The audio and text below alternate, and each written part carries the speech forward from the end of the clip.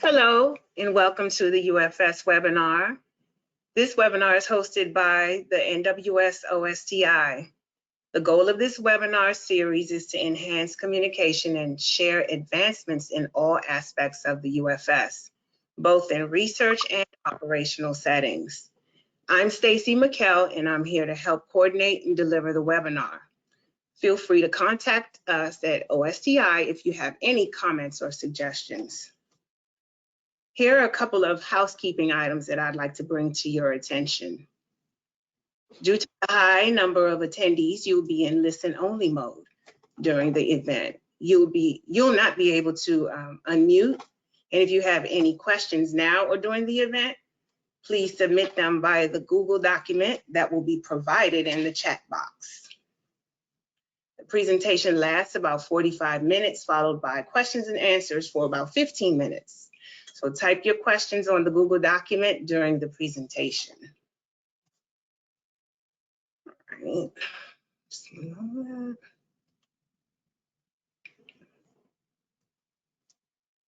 Okay. So today's presentation will be Clouds in a Cloud, developing NOAA's next generation convection-allowing prediction system with Cloud HPC. Okay. But before we get started, I wanted to quickly show you how to sign up for the webinar notifications and how to view the archived information. Okay, so you go to the portal at the ufscommunity.org. You scroll to the events section and you'll see the webinar listed on the page. Once you see events archive or UFS webinar series, you can click on that, scroll down, and then all of the past webinars will be listed here. And today's webinar will be recorded and made available on the UFS portal.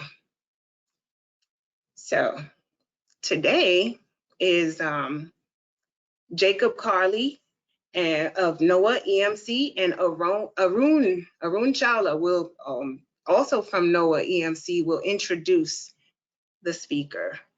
So it's all yours. All right. Hello, everybody, and it is my great pleasure to introduce Jacob Carley.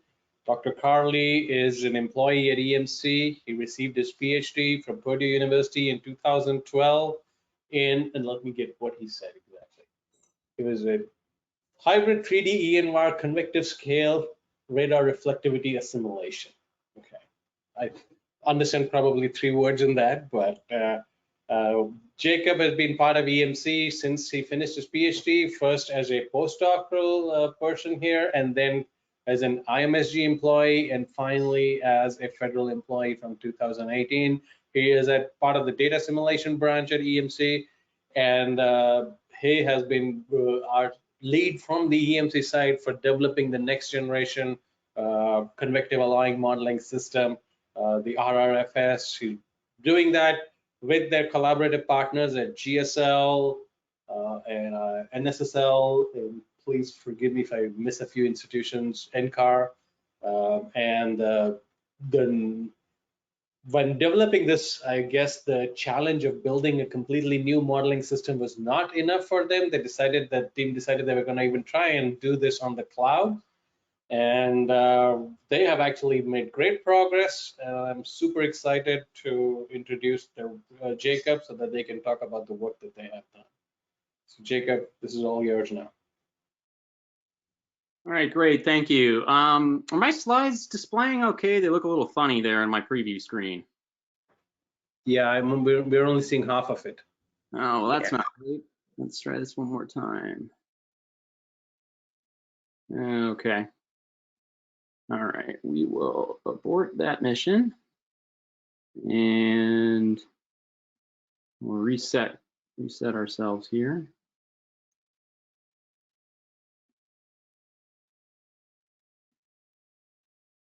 Try a couple things real quick.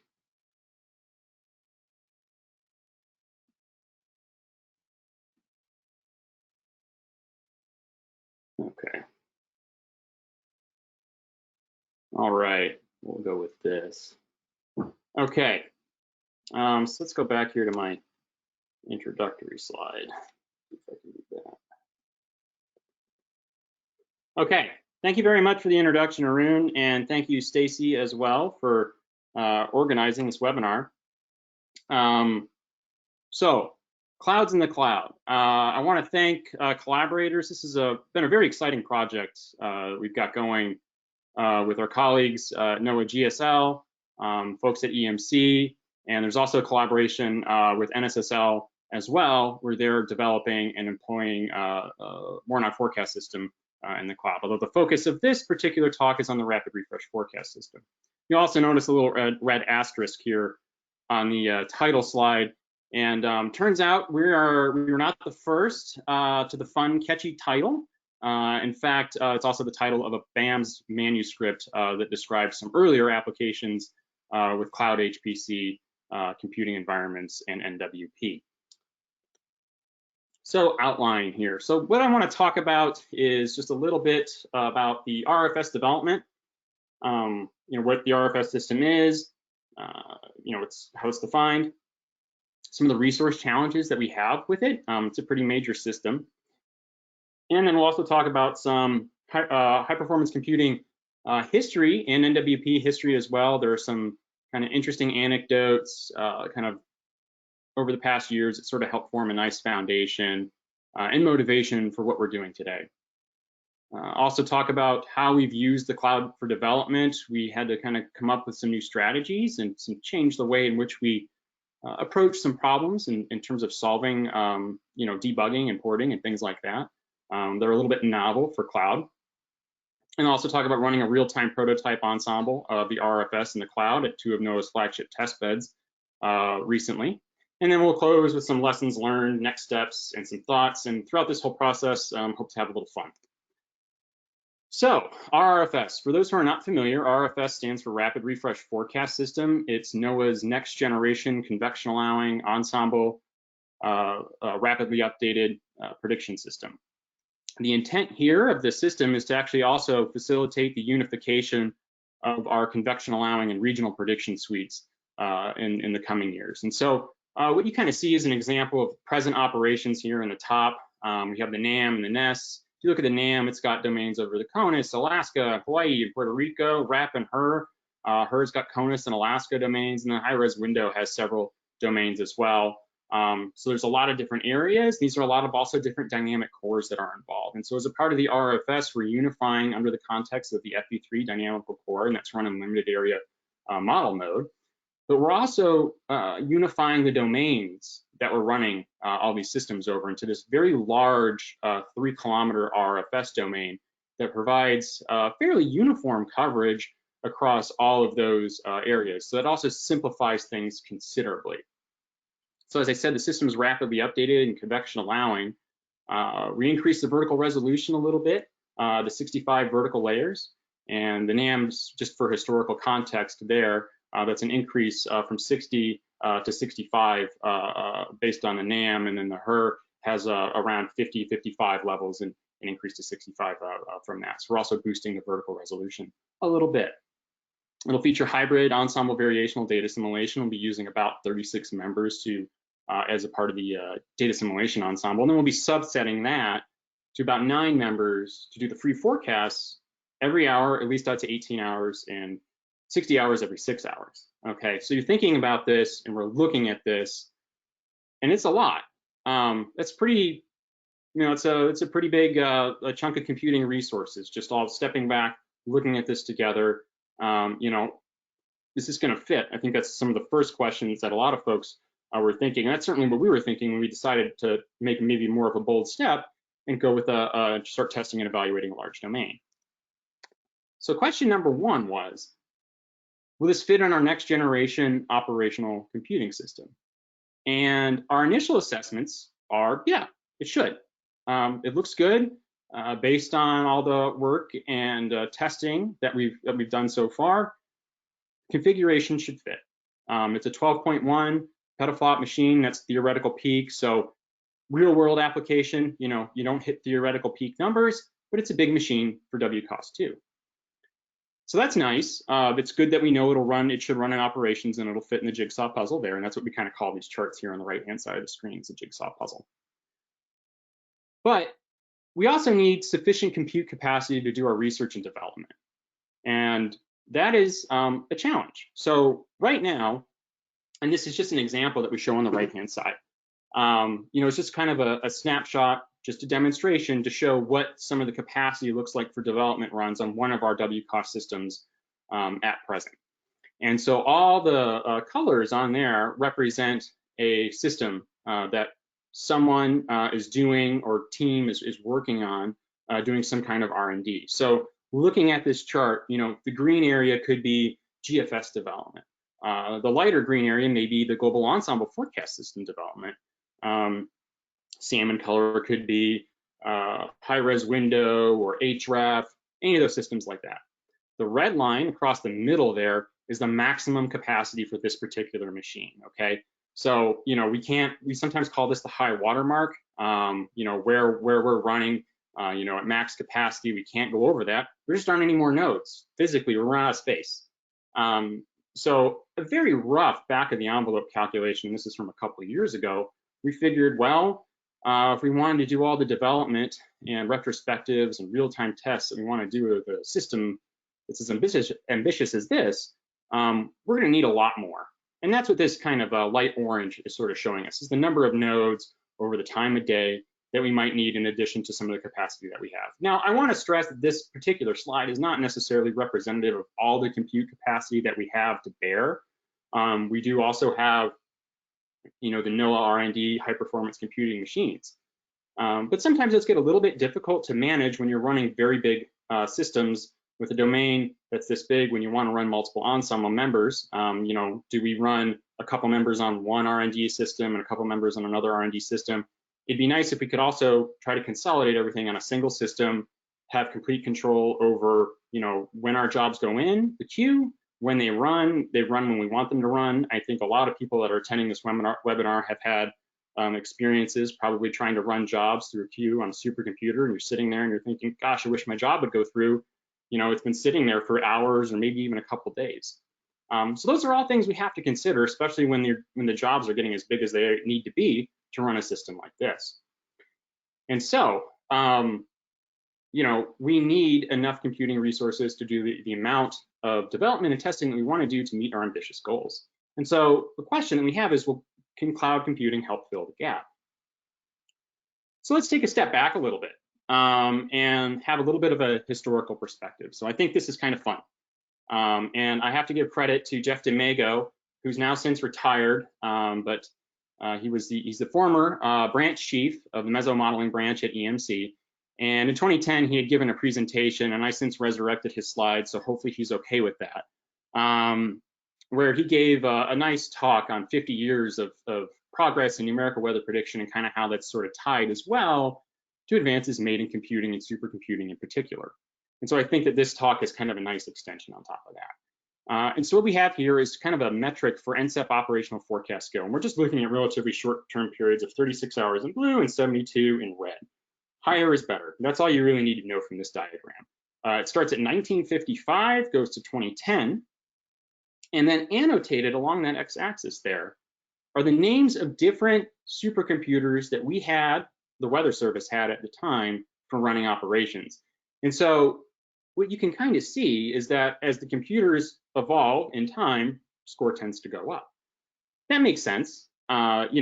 As we get faster computers, we can implement and run with more complex numerical weather prediction systems, better physics, better resolution, more complex data assimilation systems, and so on. We can add ensemble members. So all of those things are being allowed or being, we can start incorporating all those advancements as the computers get faster and better and the technology improves, we improve as well. So also, I want to kind of, and this is again from Jeff's slides, and I think this is kind of fun, show some photos or some pictures of what these machines have looked like over the years. I personally find this pretty fascinating, and he had all this in his slides, and I just thought it'd be kind of fun to take a trip and have a look at some of these things. So here's one from 1955. My understanding is that this is the first high-performance computing system purchased by the Weather Service, then I believe called the Weather Bureau. It's an IBM 701. Fun little anecdote there, built from spare parts. Now, what you'll notice about these, now this is not exhaustive, these are just kind of highlights from each decade or a couple of decades, is that these are all what we call on-prem systems. So now I'm kind of transitioning into some of the vernacular language that we use now in terms of cloud high-performance computing. So on-prem, what does that mean? It's, you know, we procure a system, okay, and it's constructed and maintained for a set duration of time, generally over several years, where we work on it. We implement our upgrades, we upgrade the GFS, we upgrade the RAP, we upgrade the HER, the NAM, HREF, Ensemble systems, and so on. And then we decommission the system. We report all of our codes to the new system, kind of in an overlap period, and then we start doing upgrades again on the new system with better hardware, better chips, better interconnect, things like that. So now I'm kind of getting close to where WCOS2 comes in. Here's our next generation system, WCOS2, very, very cool little graphic or art there across the front of the cabinets. This is not an actual picture of WCOS2, it's just the type of system that we're getting. Some other words, so these are often termed on-prem or on-premises. That's a terminology I will use here. Sometimes you hear like big iron or hard iron too. Again, it's all the same thing. It's what we're, you know, we procure the system, it's constructed in a data center, you know, we're using it, active management, we're engaged in it, that sort of thing. Okay, so that sets the stage about what on-prem high-performance computing is. Cloud computing, a little bit different. And so what I have here is, I thought instead of trying to attack this with my own words, why not go and just take the description directly from Amazon? So that's what I did, and that's what's here, and we can see. So it's the on-demand delivery of IT resources over the internet with pay-as-you-go pricing. So explaining that a little bit further, and I emphasize this here on the slide, instead of buying and owning and maintaining a physical data center, so you can imagine those big, you know, server racks, those cabinets, those physical nodes. Instead of doing that, we can access the technology and services such as the computing power, the storage, and so on an as-needed basis. So we're kind of skipping a step here of picking out the chips and building out the system and all that stuff. Instead, we're kind of going to a provider and saying, I want to run on these, you know, this type of hardware, let's provision it, put our code up there and run. So we're kind of skipping a step there, but it's also pay as you go. So that's kind of a key thing we'll be revisiting throughout this talk. Now, cloud computing has been around for well over a decade.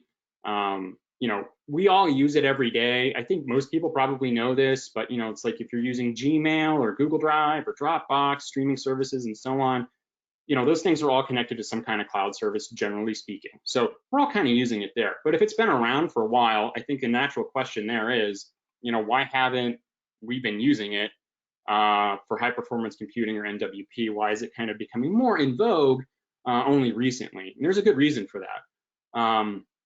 Up until about 2015, it wasn't necessarily suitable for numerical weather prediction type high performance computing applications. NWP is large, it's a distributed memory task, requires fast interconnects and efficient I/O.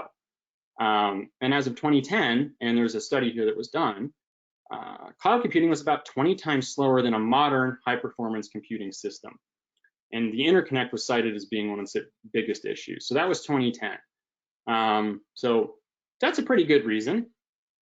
Okay, but we all know that technology changes pretty quickly.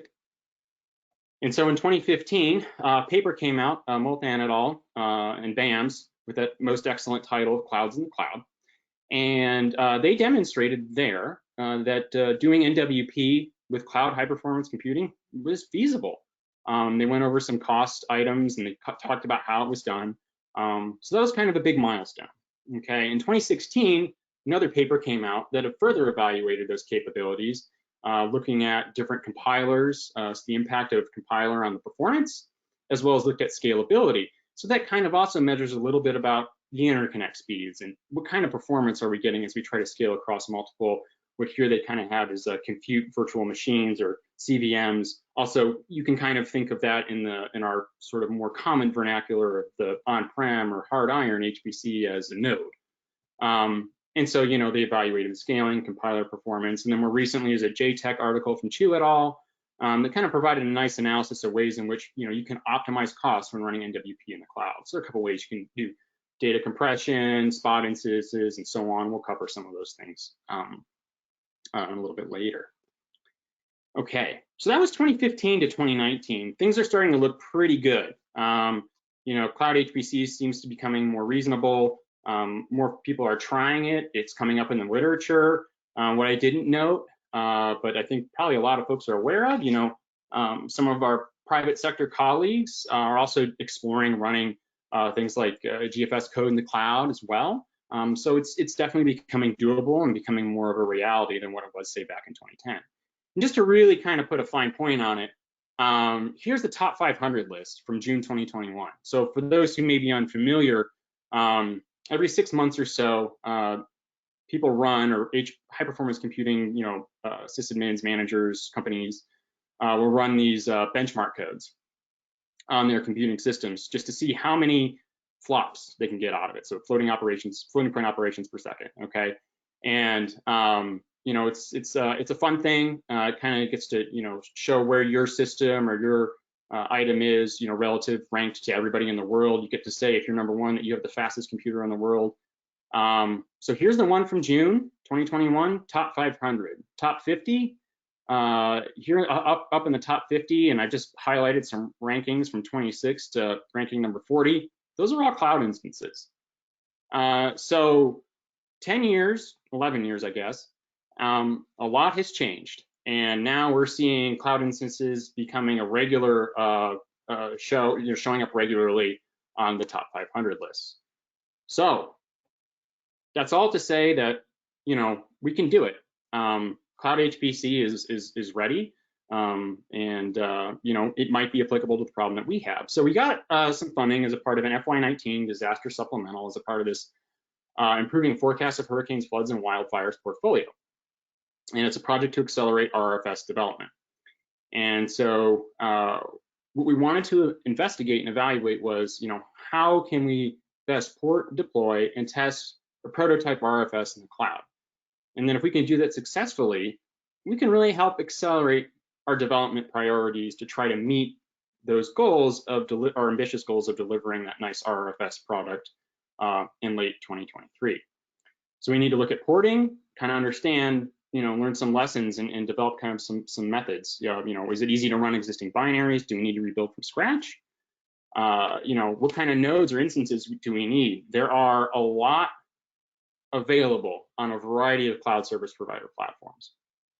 So they have, fast chips, somewhat slower chips, but they're cheaper. Do they have a decent interconnect? How are they connected up to, whatever disk or file system that you're interested in? So we need to consider all of these things. So we started getting on board on the cloud services in earnest, probably in about January of this year. And we had a very ambitious goal of deploying a prototype real-time RFS Ensemble forecast system for evaluation in 2 of NOAA's flagship real-time test beds for evaluation. So, we hadn't done this yet, but starting in January, once we got going and got kind of established, we decided, okay, we're going to go forward with porting the code, figuring out everything that's listed here, and getting something together so we can run it in a hazardous weather test bed, spring forecast experiment, and then turn around and follow that up immediately with the flash flood intense rainfall experiment. So we came up with an approach. We call it our sort of a hybrid approach, and that's another one of those things, hybrid cloud. You'll hear that in some of the high performance computing, vernacular, where you sort of do some work on an on-prem or hard iron system, conventional, and then you also offload or push some of the other work to a cloud environment. And so that's what we pursued. It allowed us to do a little bit of cost savings, so we could do some compiling, do some running, some coding, get an understanding of how things are working, push that to the cloud, test it. If it works, great. If it doesn't, we can bring it back down. And then we can try to figure out if we're running into cloud issues or non-cloud issues. If it's a cloud issue, we have to stay on the cloud and try to keep debugging. The other advantage is that if we're having trouble with a particular code, we can pull that off the cloud, bring it on-prem, so on WCOS or like a NOAA R&D HPCS machine like Hera, and we can collaborate with some of our subject matter expertise in other areas. So maybe we're having trouble getting a physics scheme to perform correctly. Well, if we can reproduce that on our conventional system, it's much easier to work with other folks on those hard iron systems in the conventional framework, so they can come in and kind of contribute, help us get over that gap or that hump that we're having, and then move that back up to the cloud and get going again. That saves us cost in terms of not having to burn CPU cycles while we're running on the cloud, because it's pay as you go. You pay for every CPU cycle you used. So even if you're debugging and you know the code's going to fail and you're just looking for a data point, you still have to pay for that. Porting, this is an interesting one. And what we ended up figuring out was, to get started quickly, we can actually use the binaries for the executables that are built on the on-prem system and move those up to the cloud. So we don't necessarily have to rebuild all the executables natively on the cloud environment. We can move them up there and get testing much more quickly. And that allows us to debug and rapidly identify key issues in a more efficient manner. You can build from scratch on the cloud, and we ended up doing that later on in the project, but it's not necessary to have to do that, and it doesn't necessarily improve performance either. There are advantages to doing it though. So, we built the libraries and the application binaries in the cloud as well, just to kind of facilitate the full compiling suite of applications there. Performance, there is that extra dimension of cost that we have to consider. So, the benchmarking, we have to get good benchmarks going and tune up the system so that we can get a well-optimized system that maximizes our performance and cost. So it's got to be an ongoing activity as well. New technology is always added to the cloud, which is great. So instead of being stuck in an environment where you have the same technology for 2 to 5 years, you can always use what the next best thing is. But there's challenges to that as well, because you have to keep benchmarking and tuning. So here's what we ended up using. For nodes or instances, we use C5N 18x large. They are Intel Skylake chips, 36 CPUs per instance, a lot of memory. They have the elastic fabric adapter, which is Amazon's flavor of interconnect. So we did use AWS. And for pre and post processing, we didn't necessarily need as fast of an interconnect, so we could switch to a different type of instances. And so that has a little bit of a slower network, but that also allowed us to exercise some cost savings. There are also different kinds of instances that you can use when running on the cloud. Two of the big ones that we considered were on demand, which is, you get it when you ask for it. It's a little bit more expensive and you pay by the second. So you have a big job you want to run, it's 80 instances, you submit that run, it'll start going generally fairly efficiently, pretty quickly. Spot instances are a little bit different. And it's a way that you can, the framework or the cloud service provider, it provides a way that you can use unused instances at a reduced price. So, in some ways, in a conventional on-prem HPC sense, you can kind of think of this as like you're running in the queue in maybe like a windfall mode. But you also have to bid for this, so you have to set a price that you're willing to spend. It's only suitable for fault-tolerant work. So if you're okay with your work being interrupted and stopped, or maybe put in a hibernate mode, you're probably okay. And if you don't have a hard deadline that you're trying to meet, or a real-time deadline like we did, it's probably okay. You do have to remember, though, that these spot jobs could be terminated based on spot market prices. So if the price starts to go up higher than your bid price, your job will get interrupted. And so those are things that we felt were not, we couldn't encounter that kind of situation in our framework. So for big MPI jobs needing many instances, on demand is the best option. There are a variety of file systems to choose from. We chose the high performance computing Lustre file system, as well as the Amazon Elastic file system. And then we also use the Amazon Simple Storage Service as a cost-effective way for long-term storage. And we ended up leveraging the Big Data Project. And we'll talk a little bit about that more in a second. So we put it all together using a GDIT and a Parallel Works platform they put together. It's kind of a graphic of what some things look like there. The nice thing here is that it provides nice access to AWS, Google Cloud Platform, and Azure. So different types of cloud service providers if you want them. It also provides a dashboard for near real-time monitoring, and I'll show an example of that. Shared persistent contrib space and so on, so it's kind of easy to collaborate with others. You know, in some sense, it's a lot like, it has the look and the feel of an on-prem HPC system when you log in through their web-based dashboard, which is a nice aspect, especially for folks that are new to the cloud high-performance computing environment. So here's what that dashboard looks like. It provides nice resource and cost tracking. These are not costs associated with our project, by the way. Just want to make that aware. But it's a nice little dashboard where you can see how much you're spending on what project. Are you spending a lot on nodes or storage? So it's a nice way to monitor things in real time, and it provides a nice granular, detailed outlook or perspective there. Okay. So moving on to optimization and resources. So now we're trying to we have a way, a methodology to get things ported and running on the cloud, but we have those deadlines coming up, or those test beds. Hazardous weather spring forecast experiment, hazardous weather test bed spring forecast experiment starts in early May. So we have a little bit of time, but we're running out of runway. So one of the things that we need to do is figure out how we're going to run these ensembles and optimize it so that we can we don't spend too much, so we don't outrun our budget, but at the same time, we get the runs done in time so that they can be used in a real-time sense in the test bed. So the first thing we did was we started benchmarking the system on Hera, our NOAA HPC system, and then on AWS to try to figure out, okay, what are some configurations we can work with.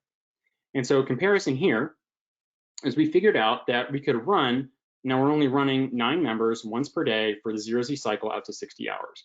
So we can extend that runtime for a little while to use fewer nodes to then save some cost. And so that's what we did. Now, when we compared our system to how it runs on Hera, we actually got some numbers that, showing that AWS, and these are pretty good solid numbers, is about 15% faster than Hera for a given configuration. So here we're using 80 instances on AWS of the C5N 18X large, or 80 nodes on Hera. And you can see the runtimes there on the right-hand side for a single 1-hour forecast over that large domain in the upper right-hand corner. So here's what the prototype forecast ensemble looked like. We ran a multi-physics ensemble. All the members are run using the FE3 die core, limited area model over that domain you see on the left-hand side. The members are grouped by physics suite. So the top one is kind of our baseline or control configuration or control suite that's under the physics that are underpinning what we plan to underpin the RRFS system, largely rooted in HER-based physics, so the MYNN boundary layer scheme and the Thomson-Eidhammer microphysics. The middle 3 members, 4, 5, and 6, based on rooted in some GFS physics, and the last 3 are rooted in some a different variant of the GFS boundary layer scheme, so hybrid EDMF instead of TKE EDMF, but it also uses the NSSL double moment microphysics scheme. And I'd like to take a moment to just thank Ted Mansell, Larissa Reams, and Tim Supini down in Norman for their assistance there in getting and helping us out in getting that NSSL double moment scheme working. We're really excited about being able to provide that in a test bed. In addition, we were also to leverage some synergistic activities with UFS R2O project, as well as a test beds project, to incorporate stochastic perturbations into the ensemble design as well. And so that's what you'll see there in terms of SPPT, as well as SPPT Shellman Schem members. So we were able to get this all designed and set up and have some nice collaborations as well along the way. And so this is what the prototype forecast ensemble looked like. So the other question I haven't really tackled yet, and some people may be thinking about this, isn't, data egress expensive? And the answer is it can be. And for us, we had a special situation where we were able to use NOAA's big data program in a really nice way. And so we partnered with the big data program to provide the ensemble output on AWS through the BDP, or big data program. And this eliminated our storage and egress fees. And at the same time, it made the outputs easily accessible for not only the folks in the test beds in the HWT and in the flash flood experiment, but also any other collaborators that want to look at and use the data. It's all up there. It's all in Grid2 files, and we have Ensemble products and everything. And so we're actually on the Registry of Open Data on AWS now as a part of this, and this is how we facilitated our data dissemination for the test beds. And so far, it's worked really well. It was relatively straightforward for us to do, and we're pretty excited about that partnership there. Okay, so let's take a little bit of time and talk about how the test beds worked. So the hazardous weather test bed spring forecast experiment has been going on for quite some time. It's an excellent test bed, and from an EMC and developer perspective, we've been participating in this for many years, and I'll say it's been pretty key and very valuable in advancing the skill of our NWP systems over the years. And so we were really excited to be able to be a part of it, and especially with the RFS on the cloud project. So the cloud resources really here are enabling us to participate by providing the resources that we need to run a very large ensemble that we otherwise wouldn't have the resources to do. And so the spring forecast experiment, for any who may not be aware, is a yearly experiment that investigates the use of convection-allowing model forecasts as guidance for prediction of severe and hazardous weather, convective weather. And so I'm just going to take a couple highlights here. We're still evaluating the statistical performance, and so we don't have concrete results yet, but we can kind of show some highlights. So here's one highlight we wanted to show. This is from a moderate risk day in West Texas. And what we have plotted here are 24-hour neighborhood maximum probabilities of updraft helicity. And these are calculated relative to the model zone climatology. So here it's the 99.85 percentile, so exceeding that value. These are 0Z initializations covering 12Z May 17 through 12Z May 18. So it's covering a 24-hour period. So these updraft helicity values, larger values tend to be, associated with severe weather reports. It's a pretty effective forecast metric, and it's commonly used in the severe weather community to sort of forecast environments or areas that may experience severe weather. And so it's a very key and critical output from our high resolution forecast systems. And so why we're also showing this with the HREF v3 is that's the current operational benchmark, and it's actually been a pretty high, it's set a pretty high bar to beat. So it's a multi-model, multi-physics, multi-initial condition ensemble, and it has its roots in actually the hazardous weather test bed, where many years ago they put something together called the Storm Scale Ensemble of Opportunity, and that later turned into this nice HREF v3 system. So really what I want to show here is that, these dots, the triangles, and the circles and the boxes, they're severe weather reports for this event. And so just doing the eyeball test, you can see that the RFS in the cloud, has somewhat of a different area in terms of highlighting the highest probabilities of where we may expect to experience severe weather. But in a general sense, it's highlighting similar areas. So the takeaway here is that we're in the ballpark. Our runs on the cloud are not necessarily producing any results that are unphysical, unrealistic, or problematic. They're producing, guidance that is appropriate for the severe weather environment at hand. And so giving us confidence that then we can then do a statistical analysis to understand some of the scientific ramifications and design choices that we made in setting up this ensemble, and that'll help inform future decisions. Here's another example. This is another neighborhood probability. This is for column max or composite radar reflectivity exceeding 40 dBz. The probability there is in that kind of brown contour line overlaid or as observed radar reflectivity from MRMS, and that's kind of in that pink line. So you can sort of see where they have kind of an axis, both systems are sort of forecasting an axis of higher reflectivity values across the Texas, southeast Oklahoma, northeast Texas, southwest Arkansas. Some, again, highlighting somewhat similar areas. Their orientations differ a little bit. Again, same ballpark and producing guidance that is, certainly reasonable. So let's switch. Now we're out of the hazardous weather test bed. We have the cloud folks that are running these systems have about 2 weeks to take a breath. And we put in some a couple changes and bug fixes to the ensemble system, and then we got right back to it. and starting in June 21st to July 23, and the flash flood and intense rainfall experiment, which just wrapped up very recently. So again, we're still kind of digesting all the statistical results and calculating stats.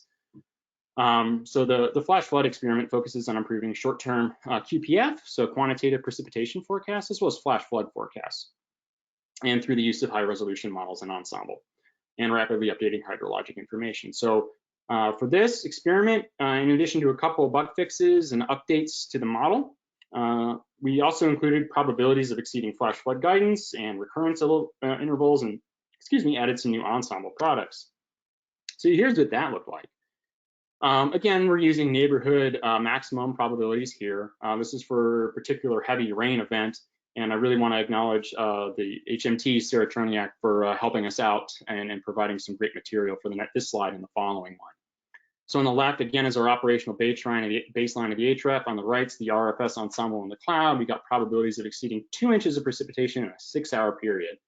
And you can see they highlight somewhat similar areas. So there's this corridor from Southwest Texas stretching all the way to Northeast Illinois, but the magnitudes of the probabilities and in terms of the geographic areas that are more highly influenced differ. And here you can see the MRMS precipitation amounts, and these little red lines here are where there were flash flood warnings. I don't have reports plotted on here, so these are just warnings. Nonetheless, they can kind of give you a good impression of where that heaviest or maybe most intense or most impactful rainfall was for this particular period. You know, doing again the eyeball test here, because the stats are, we're still working on those. HREF-E3 probably had a little bit better, or a bit better of a forecast here, was showing higher probabilities and giving a better indication of some of those heavy rain events and flash flood warnings in central Oklahoma and stretching into Southwest Texas. And then we can also take a look at another way of calculating some of these probabilities, which includes flash flood guidance. So here we're looking at probability of exceeding flash flood guidance over a 6-hour period. So these probabilities have been reduced quite a bit, and I think that's probably reflective a little bit of some of the lower probabilities that we're seeing here associated with the rainfall exceeding 2 inches in 6 hours. This is the same 6-hour period. Neither system, though, does a particularly good job of highlighting the potential for higher probabilities in central Oklahoma. The RFS Ensemble does highlight Southwest Missouri a little bit. There was a flash flood warning there. Probably picking out making some stretches in terms of details here. Nonetheless, what we really want to see at this level without having all the statistical information is that we're performing in a meteorologically coherent and positive way relative to the operational baseline. And what this means as a takeaway, as a broader takeaway, take a step back, is that the cloud resources have been an effective way to get developmental test runs so that we can get this kind of information out. We wouldn't be getting this kind of information running the Ensemble in this manner without the cloud resources. And so for better or for worse, and ideally we'd of course love to see great results, but even the bad ones are really helpful because that information is something we would not have come to as quite as easily without the cloud resources. And so any statistical information where we can find and understand the biases, what did forecasters like, and so on, critically helpful in helping us address those issues and make the Ensemble the best it can possibly be. So we're kind of getting to the wrap-up point here. A couple slides remain. So a developer's perspective on cloud and on-prem. And I think we sort of described our hybrid development approach. Here's sort of some highlights. Resource capacity wise, the cloud has hundreds of instances and they're readily available if you're using the on-demand types. It's a huge advantage for testing and development of parallel applications. When you get it, you ask for it, but you have to pay for it when you use it. But you also don't have to worry about your resources going unused. So if you're not running anything, it's not like you have to worry that your quota or your numbers are going down or reset at the end of the month or whatever. On-prem, you have batch queuing, prioritization. You kind of have to play nice with everybody. So that's one item there for on-prem. Processor availability, many types of processors, including the latest generation of hardware. So, for example, we did our runs on Intel cores, but there are cloud service providers out there that are providing AMD, ARM-based chips. There's GPUs. You don't necessarily have to wait for your on-prem system to come out with the latest and greatest and then run and find that the application needs a lot more work first before we can leverage this GPU technology or these new ARM chips. You can start using that on the cloud once the cloud service provider makes them available to you. And that's a big advantage in I think in a more technological perspective. And on-prem, same processor in the same system, which is then used for 3 or 5 years, and you get a refresh later. Parallel file system, you have Lustre, pretty common in the HPC world, and that's available on-prem. Right now, WCOS has the IBM Spectrum Scale or GPFS, but our R&D systems also have Lustre as well. Throughput, cloud is on demand unless you use spot instances, so it's pretty good, again, unless you use the spot instances. On-prem is batch queuing, system prioritization, uptime. We didn't have any problems in our runs necessarily with uptime. And one great thing to point out here is there are no maintenance windows. There's no, shutting down of the system for a day to do patching and work and stuff like that. There aren't any production switches for those of us that use WCOS. Had one today. Those can be a little bit disruptive on the work. So we have great uptime. On-prem, you have those regular maintenances and downtimes and things like that. So where the cloud has been a breakthrough, and I've probably said this a bunch already, but I'll make a point again here. We have that access to a few on-prem HPCs, but none of them have enough space for a full RFS. So WCOS 2 certainly will, but we really need that space to do the full RFS type testing. And there are things that you can do to kind of get around that. You can run over a smaller area. You can, reduce the ensemble size, make some adjustments in resolution, things like that. And that's certainly reasonable, and we totally do that. I mean, we don't need to run the full system every time to do your development. That would be a waste of resources. But there are times where you absolutely have to do that because that's what we're implementing. And so what the cloud does in a little cartoon way is it dynamically scales to accommodate the resources that we need. So you can kind of see, we have that cap on our current capacity, and then it goes away with the cloud resources. We can scale to our development needs. So some closing items. Critical RFS development is being made possible by access to cloud HPC. It's exciting because we're able to leverage this to do new science, but then we're also able to advance our technological capabilities as well. And, we started this presentation with a plot that showed NWP skill and supercomputer performance or speed. They're attached at the hip. And so making these updates in tandem is pretty exciting. And I think the cloud is really helping us to do that and will help accelerate that. If anyone's interested in accessing early RFS prototype Ensemble output, available on the BDP, that link is active. This is presentation. It's kind of hard to click on that in presentation mode, so we can provide a link to you directly as well. I think we're making the slides available. If not, we'll do that. We're going to be adding the data assimilation components in preparation for the winter weather experiment, and that'll be happening in the fall. We'll kind of get that together now. Planning to implement the RFS in late 2023. And also as a part of this, we got the UFS short-range weather app ported to work on the cloud. There's the GitHub link there. So we were able to get that running too. So at the end here, does cloud computing have a role in future operational NWP? Speaking for me, it would certainly appear so. It has a lot of great advantages, and it obviously, by demonstration through this particular presentation, certainly has a role in R&D. And I also want to acknowledge our friends and colleagues at GDIT, Uni Kirandunkara and Matt Shackstead from ParallelWorks. They've been really helpful in getting us up and running and answering our questions. So they provided exceptional support on this project. Thank you very much. And that ends things from presentation-wise, and I think we'll move over to the questions section.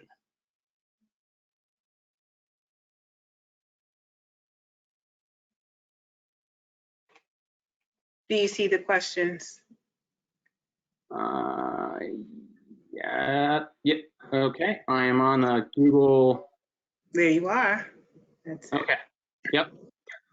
All right, let's see here. Okay, so first question, were other cloud service providers looked at, such as Microsoft Azure or Google? Okay, I see someone already answered that question, but I will also address that. So when we started this project, the folks on the team had experience with AWS. We were most comfortable working in that framework to start, but there's no reason at all that we could not get going on Azure or Google. I believe we had got colleagues that actually have some experience running big systems on Azure.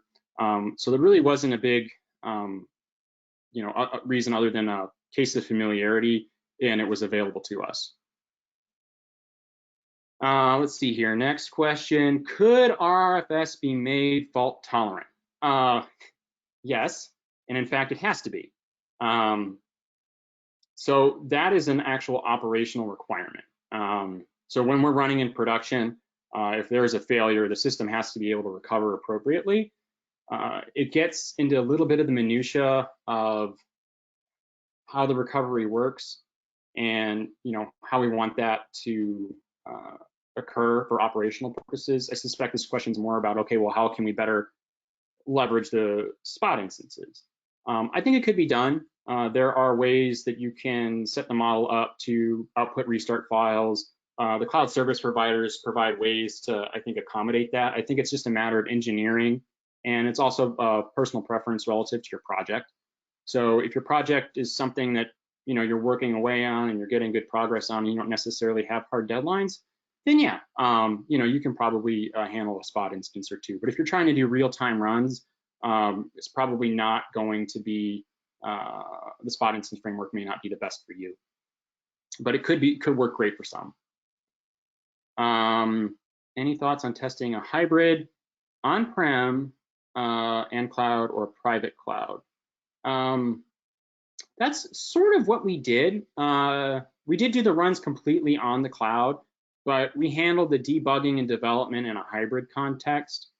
I'm not sure what the part there is about private cloud. So if the person who asked that question can maybe add a little bit more there, you might be able to speak to that. How about containers? Okay, containers is a great question. We actually talked to the team a little bit about this yesterday because we anticipated that someone may ask about containers. So our goal to get started on this project was to get going as fast and efficiently as we could, and to accelerate the development of the RRFS system. So containerization would have been an extra effort on there. And so it wasn't at the top of our priority list. It's something that we think we can probably get back to, or I shouldn't say get back to, we can look at towards the end of the project. It's certainly of interest, because it may enhance the portability. There are some concerns about trade-off in terms of performance.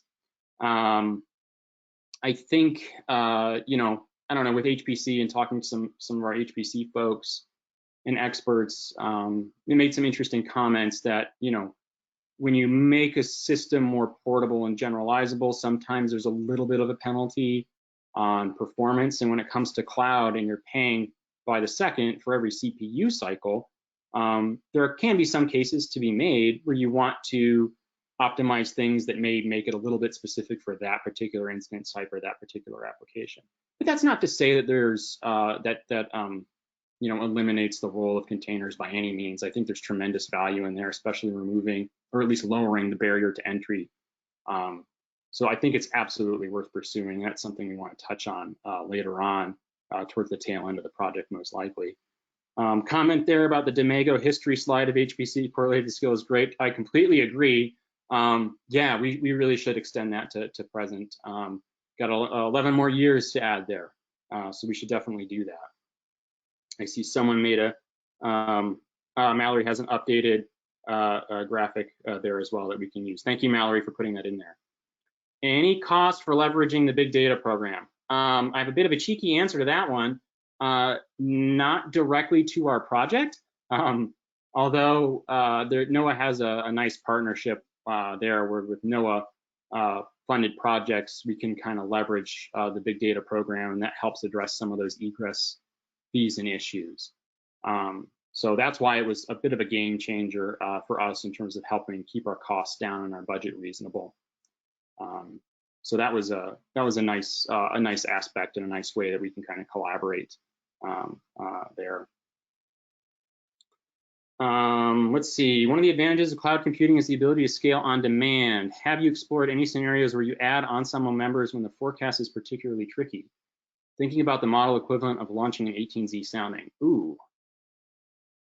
We've not thought about it, but this question certainly makes me think about it. That's an interesting suggestion. I think you know, there are scenarios where maybe that's something that we could possibly consider. There's always, of course, the cost that's associated with it, but it's an exciting way to cast that sort of elasticity or take advantage of that dynamic scaling elasticity that the cloud can sometimes allow. When will the RFS code be available to UFS community and GitHub? The RFS is actually rooted in the UFS SRW weather app. So part of it actually is. And so it's kind of residing up there now. It's still in rapid active development. So that's kind of an ongoing process there to make that available. Let's see, when you do DA, how will you access observations on the cloud? Great question. There are two parts to this that make it a little difficult. One is, you know, the data motion issue, especially with rapid updates. It's a lot of things have to move around to be there when you need them. The second is restricted observations. Let's put a pin in the restricted observations one for a moment. As a part of the big data program, actually a lot of our operational systems reside in the cloud now. I shouldn't say that reside in the cloud in terms of their running. The output's there. So we'll probably handle obtaining those observations from where they already reside based on the BDP or cloud bucket locations. If that proves to be untenable, we can certainly handle transfers locally and then up to the cloud from our on-prem systems. So again, kind of a hybrid cloud solution. Restricted data is a little bit more challenging. We do use some observations that have restrictions on them. Sometimes they, sometimes they're, we can't share those with the public for 48 hours. Of course, they're used in our data assimilation system, but there's some proprietary information, things like that. We have to hold on to it for a little bit, or sometimes that doesn't expire. That's a little bit more tricky to handle. And that one, we don't yet have a definitive answer to, at least not at the level at which I'm aware in terms of the project involvement. Will RFS support reading directly and writing directly to cloud storage, or will this involve copying to from local machine HD storage? So the project that we had, just that we showed, that was all writing and reading primarily from cloud resources. We did pull some things down to run and do a little bit of like graphics type processing locally, but in some product generation locally. But the vast majority of it, including running the Ensemble and post-processing the Ensemble output, was all done in the cloud. And then so that was using that Lustre file system. Then once the model run is finished, that's moved right over to the BDP, which is also cloud-based. So it worked pretty well. I think when data assimilation and other items start to come into play, we will inherently have to interact with local type storage.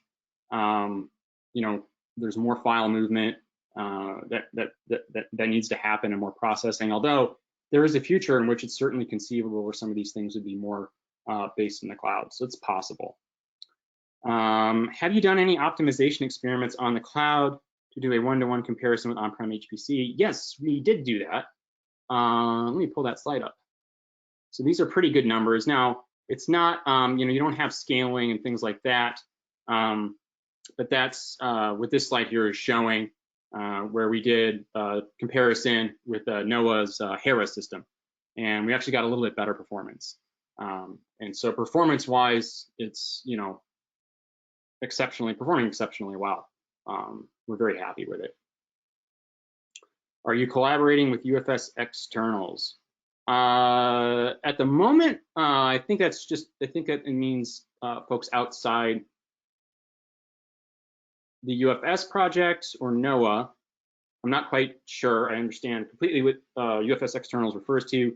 I will say we are collaborating with folks, down in Norman, to help us out with getting like the NSSL double-moment scheme. In addition to that, we're collaborating with DTC and so on with the stochastic physics pieces as well.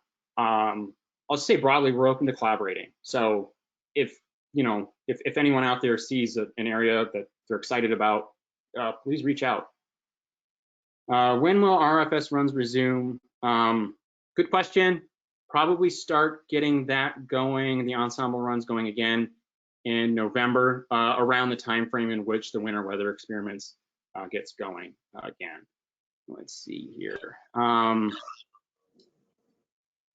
think I covered everything. Is there anything that I missed? I think we're out of time though. Yeah, we're running out of time. It's 4 o'clock. It's a great presentation. Thank you so much. But these, I will save these questions and they'll be available on the UFS portal for anybody. And also Jason, if I can just email them to you and you answer those that you probably have not gotten to, that would be great. Absolutely, happy to do that. All right, thank you so much. Thank you. Thank you everybody for the great questions, and thank you again, Stacy, for facilitating. Appreciate that. Absolutely, anytime. Thanks everyone, and we will see you again next month. Okay, bye.